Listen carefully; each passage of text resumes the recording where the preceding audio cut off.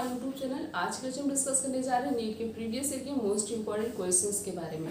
सबसे पहला क्वेश्चन है which part of the sperm play an important role in penetrating the egg membrane. Sperm का ऐसा कौन सा पार्ट है जो कि एग सेल की मींस पेनिट्रेटिंग का मतलब होता है उसके पेनिट्रेशन का मतलब उसके अटैचमेंट में हेल्प करता है।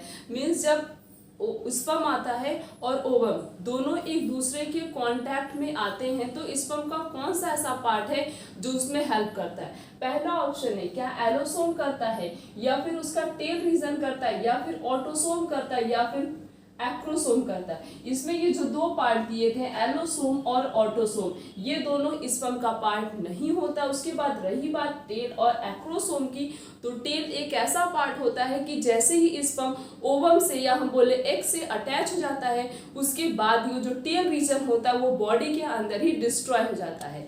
तो बचा क्या उसका हेड पोर्शन बचता है और हेड पोर्शन के पास क्या प्रेजेंट होता है एक्रोसोम, और इस एक्रोसोम के पास क्या प्रेजेंट होता है एंजाइम प्रेजेंट होता है।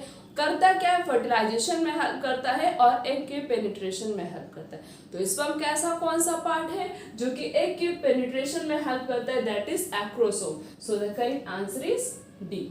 Next question is in oocyte secondary maturation occur in. oocyte में सेकेंडरी मैच्योरेशन कहाँ पे होता है। पहला ऑप्शन है क्या ओवरी में होता है या फिर एब्डोमिनल कैविटी में होता है या फिर फैलोपियन ट्यूब में होता है या फिर उसके यूट्रस में होता है। oocyte में सेकेंडरी मैच्योरेशन किसमें होता है फैलोपियन ट्यूब में होता है। किसमें होता है फैलोपियन ट्यूब में होता है। oocyte होता क्या है, oocyte का मतलब होता है जब फीमेल गैमेट्स जो है वो पूरी तरीके से मेच्योर हो जाता है। मेच्योर फीमेल गैमेट्स को बोला जाता है oocyte। तो oocyte में secondary maturation will occur into a fallopian tube. So the correct answer is C. Next question is spermiation is a process of the release of sperm from. Spermiation एक ऐसा process है जब sperm release होता है उस process को बोला जाता है स्पर्मिएशन। तो ये स्पर्म रिलीज कहाँ से होता है। पहला ऑप्शन है क्या सेमनीफेरस ट्यूब्यूल से होता है या फिर वास डेफरेंस से होता है या फिर एपिडिडाइमस से होता है या फिर प्रोस्टेट ग्लैंड से होता है। स्पर्मिएशन एक ऐसा प्रोसेस है जिसमें स्पर्म रिलीज होता है। Release of sperm is known as spermiation. और स्पर्मिएशन जब होता है मींस स्पर्म कहाँ से रिलीज होता है सेमनीफेरस ट्यूब्यूल से स्पर्म रिलीज होता है। So the correct answer is a. Next question is In a DNA strand, the nucleotides are linked together by। DNA का जो स्टैंड होता है उसमें जो न्यूक्लियोटाइड होता है वो कौन से बॉन्ड से उसका लिंकेज होता है। पहला ऑप्शन है क्या वो ग्लाइकोसिडिक बॉन्ड बनाता है या फिर फॉस्फोडाइस्टर बॉन्ड बनाता है या फिर पेप्टाइड बॉन्ड बनाता है या फिर हाइड्रोजन बॉन्ड बनाता है। डीएनए स्टैंड जो होता है उसका जो न्यूक्लियोटाइड होता है एक दूसरे से वो लिंक्ड रहता है by the help of phosphodiester bond. कौन से बॉन्ड से phosphodiester bond. So the correct answer is B. The next question is which of the following step in transcription is catalyzed by RNA polymerase। इन चार में से ऐसा कौन सा transcription का स्टेप होता है जिसको कैटलिस्ट कौन सा एंजाइम करता है आरएनए पॉलीमरेज करता है। ट्रांसक्रिप्शन क्या होता है, ट्रांसक्रिप्शन का मतलब होता है जब डीएनए से एमआरएनए का फॉर्मेशन होता है उस प्रोसेस को बोला जाता है ट्रांसक्रिप्शन। और यही एमआरएनए जब प्रोटीन में चेंज होता है उसे बोलते हैं ट्रांसलेशन। तो यहाँ पे ट्रांसक्रिप्शन की बात की गई। ट्रांसक्रिप्शन के 3 स्टेप होते हैं। कौन कौन सा, इनिशिएशन होता है जिसमें डीएनए क्या होता है इनिशिएट होता है मींस अब वो एक्टिव होगा प्रोसेस करेगा। इलोंगेशन का मतलब अब इनिशिएशन तो हो गया एक्टिवनेस तो आ गई उसके अंदर, अब वो क्या होगा इलोंगेट होगा। उसके बाद टर्मिनेशन का मतलब क्या होगा, अब इलोंगेट होने के बाद प्रोसेस स्टॉप तो होगा ही, कंटिन्यूअस प्रोसेस चलता नहीं है। तो टर्मिनेशन में क्या होता है आगे जाके वो प्रोसेस स्टॉप हो जाता है। तो ये 3 स्टेप होते हैं किसके, ट्रांसक्रिप्शन के, जब डीएनए एमआरएनए में चेंज होता है। उसके बाद इसमें पूछा गया क्या इन तीनों स्टेप में आरएनए पॉलीमरेज प्रोसेस एक्ट करता है। हाँ, इन तीनों स्टेप में ही आरएनए पॉलीमरेज क्या करता है कैटलिस्ट की तरह वर्क करता है। इनिशिएशन में भी करता है, इलोंगेशन में भी करता है और टर्मिनेशन में भी करता है। So the correct answer is D, that is all. Next question is control of gene expression take place at the level at. Gene expression means gene कब एक्सप्रेस होती है। जेनेटिक वाले चैप्टर में पढ़ा होगा कि ट्रांसक्रिप्शन के समय क्या होता है, जेनेटिक मटेरियल का ट्रांसमिशन होता है, तभी तो डीएनए का एक ही स्ट्रैंड कॉपी होता है। अगर उसका दोनों स्ट्रैंड कॉपी हो जाएगा तो बहुत ही ज़्यादा वेरिएशन देखने को मिलेगा, पता ही नहीं चलेगा कि हमारी बॉडी में इतने ज़्यादा वेरिएशन कहाँ से आए हैं। और साथ साथ में जो कि आरएनए एक स्ट्रैंड का होता है, अगर ट्रांसक्रिप्शन प्रोसेस मीन्स अगर डीएनए का दोनों स्ट्रैंड कॉपी होगा तो आरएनए कैसा बन जाएगा, डबल स्ट्रैंडेड बन जाएगा, जिसकी वजह से हमारा प्रोसेस, हमारा स्टेप मतलब डिस्ट्रॉय हो सकता है ट्रांसक्रिप्शन का प्रोसेस। तो जीन एक्सप्रेशन, जेनेटिक मटेरियल का ट्रांसमिशन कौन से फेस में होता है, दैट इज ट्रांसक्रिप्शन, जब डीएनए एमआरएनए में चेंज होता है। So the correct answer is B, that is transcription. Next question is DNA is a genetic material in, DNA किसमें जेनेटिक मटेरियल की तरह, sorry RNA is a genetic material in, RNA किसमें genetic material की तरह act करता है। पहला option है क्या प्रोकैरियोट्स में करता है, या फिर यूकैरियोट्स में करता है, या फिर टोबैको मोज़ेक वायरस में करता है, या फिर इकोलाई में करता है। आरएनए बहुत इंपॉर्टेंट रोल प्ले करता है और वो जेनेटिक मटेरियल की तरह एक्ट करता है किसके अंदर, टीएमवी के अंदर, मींस टोबैको मोज़ेक वायरस के अंदर करता है। So the correct answer is C.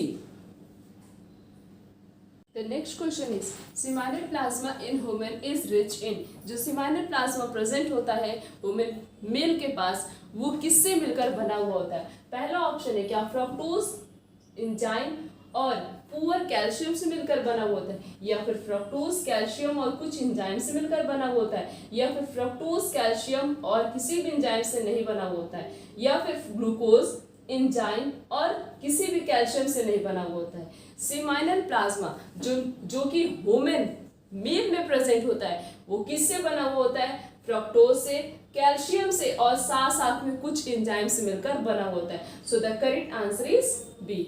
Next question is in human adult female oxytocin, human adult female में ये जो ऑक्सीटोसिन हार्मोन होता है इसका काम क्या होता है, क्या ये stimulate pituitary to secrete vasopressin, क्या ये पिट्यूटरी ग्लैंड को स्टिमुलेट करता है वासोप्रेसिन सिक्रीट करने के लिए, या फिर बहुत ही स्ट्रॉन्ग यूट्राइन कॉन्ट्रैक्शन जनरेट करता है ड्यूरिंग पार्चुरेशन, पार्चुरेशन का मतलब डिलीवरी ऑफ बेबी, या फिर ये बेबी की डिलीवरी के समय जो है क्या करता है यूट्रस के अंदर क्या कॉन्ट्रैक्शन जनरेट करता है, या फिर एंटीरियर पिट्यूटरी से हार्मोन इंटीरियर पिट्यूटरी से सिक्रीट होता है, या फिर ये जो है मेमोरी ग्लैंड की ग्रोथ में हेल्प करता है। ऑक्सीटोसिन हार्मोन जो है कब सिक्रीट होता है, इसका काम क्या होता है, ये हार्मोन सिक्रीट होता है ड्यूरिंग पार्चुरेशन के समय। पार्चुरेशन के समय क्या होता है, बेबी की डिलीवरी होती है, तो काम क्या करेगा, ये यूट्रस में स्ट्रॉन्ग यूट्राइन कॉन्ट्रैक्शन जनरेट करता है ताकि बेबी की इजिली क्या हो सके, डिलीवरी हो सके, बेबी इजिली जो है मदर के वूम से बाहर आ सके। So the correct answer is B. The next question is in gametogenesis reduction division take place during, gametogenesis में रिडक्शन डिवीजन कब होता है। गैमेटोजेनेसिस का क्या मतलब होता है, गैमेटोजेनेसिस का मतलब होता है फॉर्मेशन ऑफ गैमेट्स, किसका फॉर्मेशन, गैमेट्स का। और गैमेटोजेनेसिस के में reduction division take place during, reduction division कब होता है। पहला ऑप्शन है क्या मल्टीप्लिकेशन फेज में होता है, या फिर ग्रोथ फेज में होता है, या फिर फर्स्ट मैच्योरेशन डिवीजन के समय होता है, या फिर सेकेंड मैच्योरेशन के समय। गैमेटोजेनेसिस में रिडक्शन डिवीजन कब होता है, जब पहला मैच्योरेशन डिवीजन होता है। So the correct answer is C. Next question is fluid filled एल्बुलाई आर द फीचर ऑफ, ऐसा कौन सा डिजीज, ऐसी कौन सी डिजीज है जिसमें जो है एल्बुलाई जो है वो किससे फिल्ड हो जाती है, फ्लूइड से फिल्ड हो जाती है। पढ़ के आए हो क्लास 12 की ह्यूमन हेल्थ एंड डिजीज में लिखा गया निमोनिया एक ऐसी डिजीज होती है जो किससे होता है, स्ट्रेप्टोकोकस निमोनिया से होता है और हेमोफिलस इन्फ्लुएंजा से होता है। इसमें क्या होता है, इसका जो पैथोजन होता है जब हमारी बॉडी में एंटर करता है तो उसका पैथोजन सबसे पहले लंग की एल्बुलाई को डैमेज करता है और क्या करता है वहाँ पे पूरी अपनी प्रोजनी बना लेता है, जिसकी वजह से वहाँ पे फ्लूइड फिल्ड हो जाते हैं और हमें ब्रीथिंग में प्रॉब्लम होती। तो फ्लूइड फिल्ड कैरेक्टरिस्टिक फीचर किसका होता है, pneumonia. So the correct answer is B. Next question is the malignant malaria is caused by, malignant malaria किससे होता है? पहला ऑप्शन है क्या प्लाज्मोडियम वाइवैक्स से होता है, या फिर प्लाज्मोडियम मलेरिया से होता है, या फिर प्लाज्मोडियम फैल्सीफेरम से होता है, या फिर सबसे होता है। Malignant malaria is caused bye Plasmodium falciparum, किससे होता है? प्लाज्मोडियम फैल्सीफेरम से होता है। जिसको भी मैलिग्नेंट मलेरिया हो जाता है, अगर वो प्रॉपरली ट्रीटमेंट नहीं करा रहा है तो उसकी डेथ हो जाती है। तो मैलिग्नेंट मलेरिया किससे होता है? प्लाज्मोडियम फैल्सीफेरम से होता है। Correct answer is C. Next question is the fungi causing ringworm disease are, इन चार में से ऐसा, तीन में से ऐसा कौन सा फंगी है जिससे रिंगवॉर्म डिजीज होती है?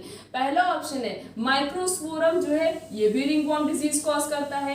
ट्राइकोफाइटोन ये भी रिंगवॉर्म डिजीज कॉज करता है। इपिडर्मोफाइटोन ये भी रिंगवॉर्म डिजीज कॉज करता है। मींस इन सब से जो है रिंगवॉर्म डिजीज होती है। तो so ringworm disease is caused by microsporum, trichophyton और epidermophyton. So the correct answer is D. तो हमने इस पूरे लेक्चर में नीट के प्रीवियस ईयर के मोस्ट इंपॉर्टेंट एमसीक्यूज के बारे में डिस्कस किया।